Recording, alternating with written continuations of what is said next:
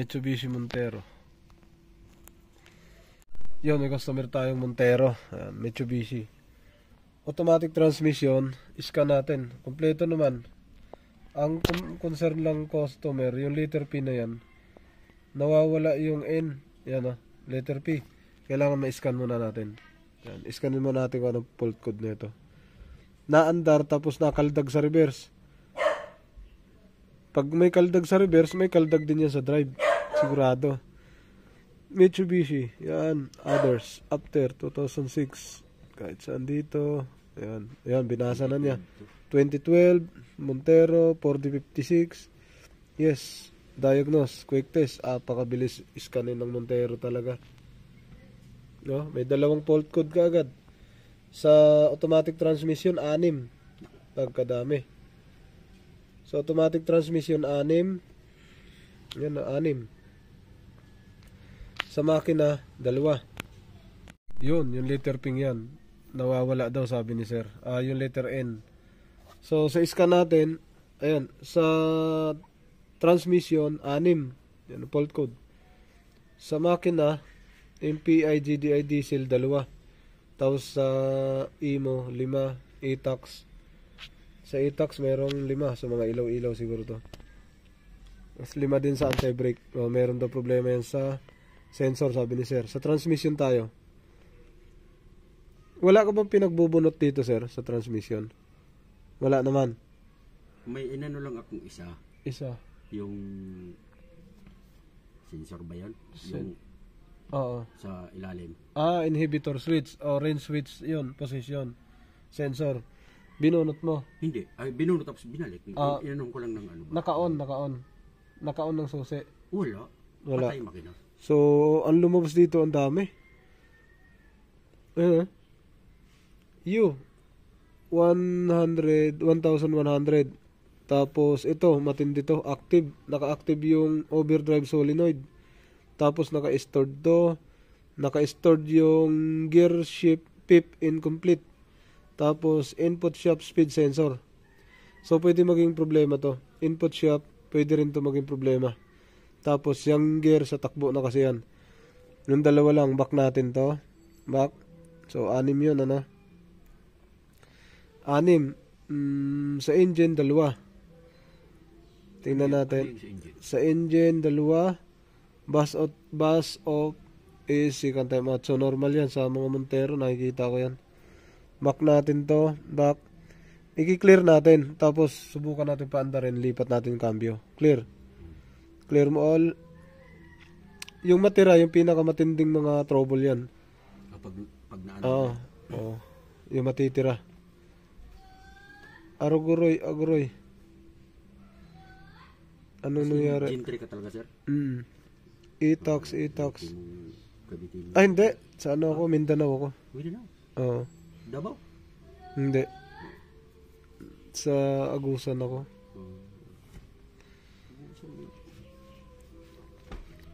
Anim pa rin yung fault code. Alam mo, pre, mag-Bisaya. 6 pa rin ang fault code ng transmission. 2 pa rin. Kahit na-delete na natin, ganun pa rin. Start tayo.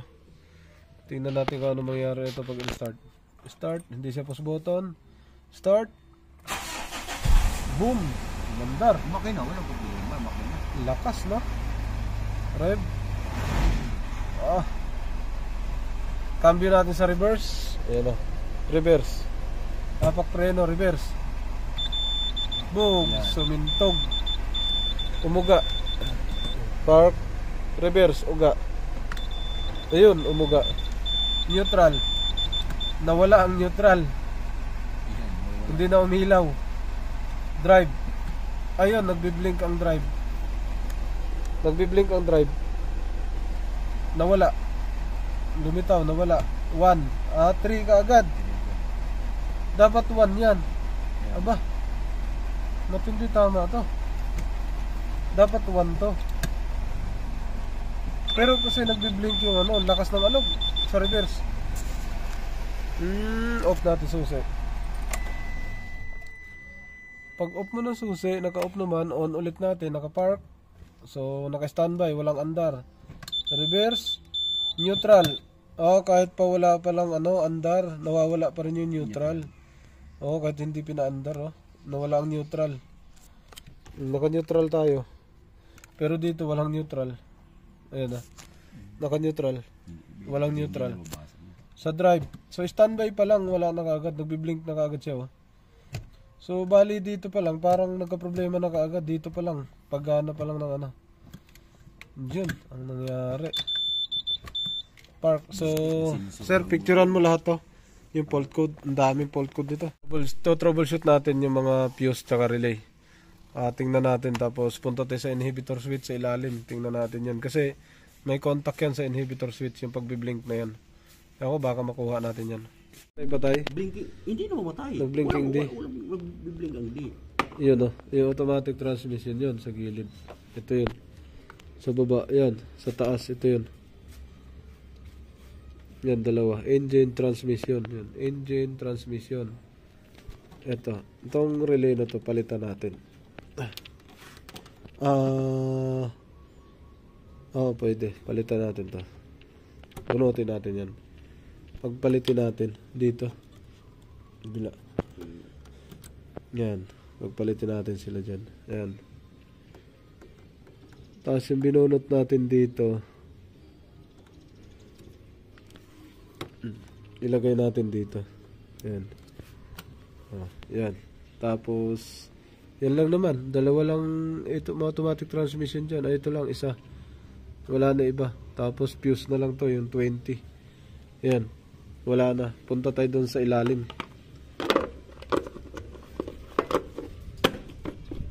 Okay. Hindi mo dinala? Yan. Tanggalin natin yan. Inhibitor switch. Yan. Tingnan natin yan. Sir. Ayan ang sakit. Tanggalin natin baka nandyan. Kasi yung input iba rin yun. Yung input kasi yun. Tapos yan inhibitor switch. Tanggalin mo natin kasi yung blinking in. Baka dyan napunta. Pero wala kasi yung fault code sa pero may blinking Repair. Repair. Yan. Repair. Nare-repair ba yung computer box?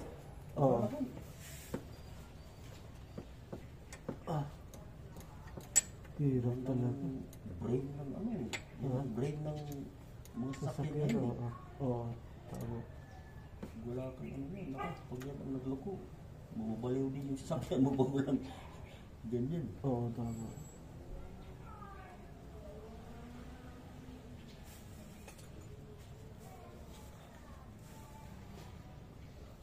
Yan lang ang binurot ko. Yan, dalawang yan. Hinugasan ko ng Hinugasan mo? Yung inhibitor? Isprihan ng Hindi, itong yan ang dalawa dyan na. Yan ang inhibitor switch. Ito nga na siya. Yun. Ito. Yan nga, nakikita mo. Naglinis yan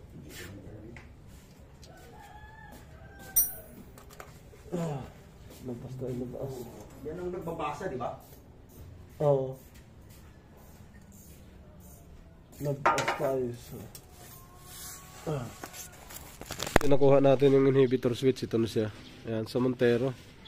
So, subukan natin kung kayang linisin ang loob na ito. So, mula noon, hindi pa daw ito nalinis mulat sa pool. So, una pa lang daw siya natanggal. Ngayon pa lang, tingnan natin to. Okay, tanggalin natin. Yan mga sir, ito na po. Yan, bunot na natin yung sa Montero. Charan, charan, chan, chan. Ito na. So, tingnan nyo.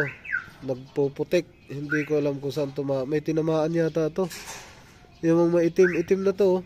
Itim na, wala nang plastic yata. Ito plastic. May grasa. Okay naman. Ayos pa naman to. Putik lang naman siya Pero tingin ko pwede pa to. Putik lang. Plastic lang yan Yung gitna. Yan yung ilalim niya. Yan. Okay. Yan mga sir, nilinis natin. Yan, nilinis natin yung kanyang inhibitor range switch. Yan. Tapos ito. Tapos yan lang naman lahat. Wala namang ibang kasama yan. Linis lang to. Okay. tapos bago natin ibalik kung magbi-blink pa yung N. Okay na, so kailangan natin ibalik. Yan na, nakabalik na siya. Lagay na natin yan. Okay, babalik natin tapos na malinis. Gapang ulit tayo dyan sa ilalim. Okay. Yan mga sir, naikabit na natin. Yan na, buo na. So naibalik na natin na maayos. Yan, okay. Labas na tayo.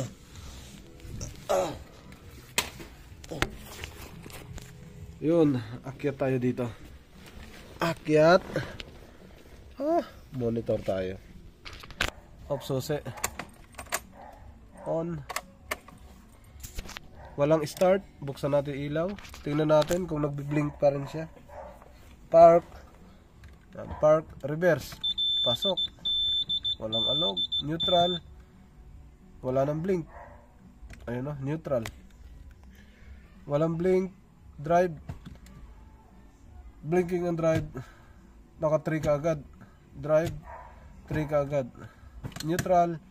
So stable na yun, neutral. Yun yung sinabi ko na kailangan tingnan mo na natin maigi yung inhibitor switch. Kasi pagka yun i-rebuild ka agad, magkakaproblema ka pa rin doon sa inhibitor switch. Sumari, kailangan i-clear yun. So start natin. Boogs. Umaga nun eh. Yan ito yung sabi na yung engine report. Reverse natin. Alog. Neutral. So yung neutral, stable naman. Drive. Wala. Pumasok pero naka-stuck third gear. So pagka ganito sintomas mga sir, kailangan kuhanan na natin to ng sa fault code. Clear muna natin. Tapos pagka clear, saka natin i-scan ulit. Clear muna natin yung mga DTC nya, mga previous. Re-scan. Tingnan natin kung anong fault code. Walang fault code sa engine. Walang fault code sa engine. Yan. Wala. Tapos sa transmission 6. Sa transmission basahin natin. Can time out, UD solenoid. Can time out.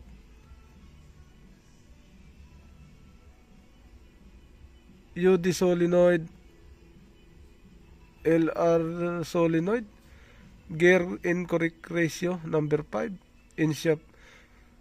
Input shaft speed sensor.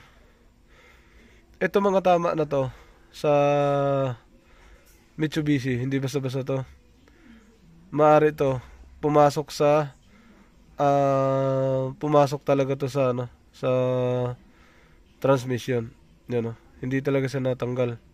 So pwede nating check lahat ng relay doon sa harapan.